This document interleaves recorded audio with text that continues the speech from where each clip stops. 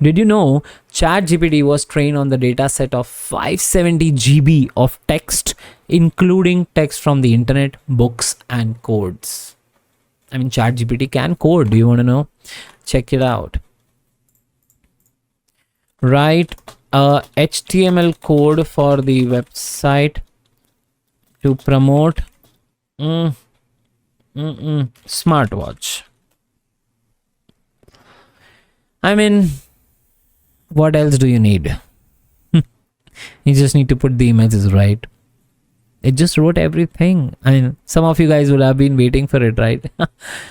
Remember to replace the smartwatch.jpg. I mean, it wrote a code. Let's try it out and see if this code is worth it. Let's try it out in copy code.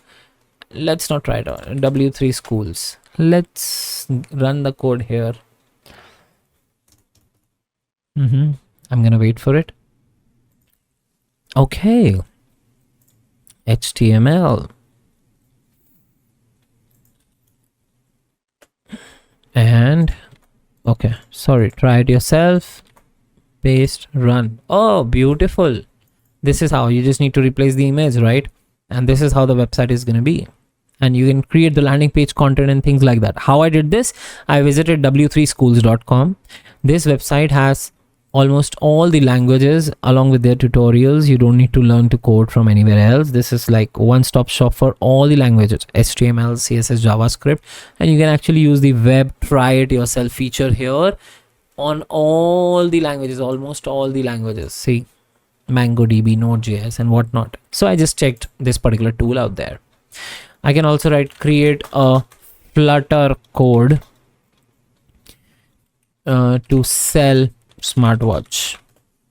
Yep, it wrote a Flutter code. Right, so Flutter creates smartwatch store, Flutter project, right? So some of you guys might know what this is. Most of you guys, if you're not in Flutter, you won't know it. It's a coding language, and see, it just wrote a code similar to that one, right? So you can like create codes, write, add things and work around it. Like, this is beautiful, right?